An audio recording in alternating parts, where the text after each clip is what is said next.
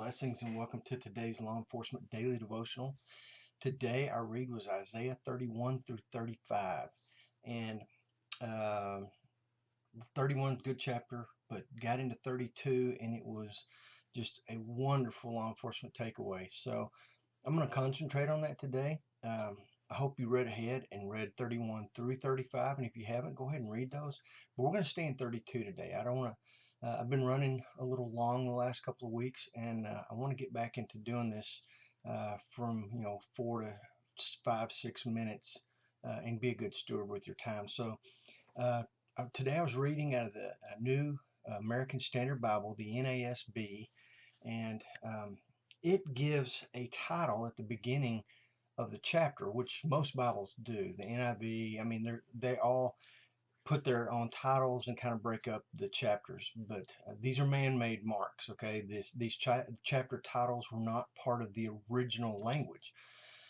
They were added in later by the men who interpreted these versions, basically. So this is what the people who put the NASB together decided that this chapter should be called, and it's titled "The Glorious Future."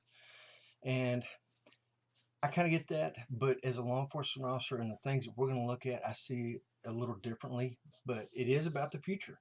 Starting in 32 verse 1, it talks about there is a king and princes that are ruling over their country or their jurisdiction, but the king is ruling in righteousness. In other words, he is handing down righteous judgments and righteous verdicts, and he's making righteous laws, and he's trying to guide the people in a lifestyle that is righteous. And doing that protects all of your citizens. I mean, it's the way that God set up governments. That's what his desire for government is to be run righteously. And it says his princes judge righteously. They give correct judgments. So it's almost like the king is the ruler over this country, and the princes are his judges or his magistrates that are ruling in smaller areas for him. But the whole goal of this government is justice and righteousness. And then the next couple of verses, especially 3 through 5, show us what that looks like. If you have a king that rules righteously and princes that are judging correctly. 32, 3 through 5 says, "Then the eyes of those who see will not be blinded, and the ears of those who hear will listen." This is important because Isaiah says a couple of times that though you have eyes, you will not see, and though you have ears, you will not hear. And we see that really carried out when Christ comes back in the Gospels, that he is teaching constantly to the people, and the people are getting it. But the Pharisees, they hear it, but I mean, they're listening, but they don't hear him, and they don't see his healing and all the wonderful, miraculous things that he's doing. Otherwise, they would have recognized that he was the Messiah. But here it says they do see, they do hear, they do listen. People get when the king teaches righteousness, they're hearing it and they're getting it. It says the mind of the hasty will discern the truth, and the tongue of the stammerers will hasten to speak clearly. It's kind of like things are set right. The way that things are supposed to be are falling into place. No longer will the fool be called noble, or the rogue be spoken of as generous.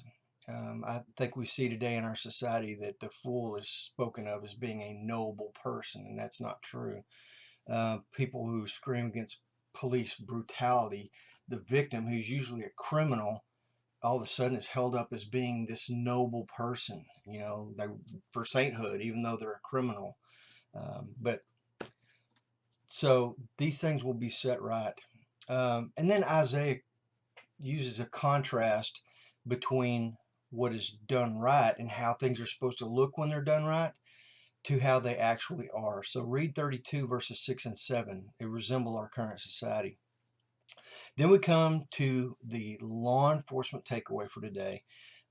We've all heard, and most of us believe, that law enforcement is a noble profession. I truly believe this. And it's interesting how 32:8 says, but the noble man devises noble plans, and by noble plans he stands.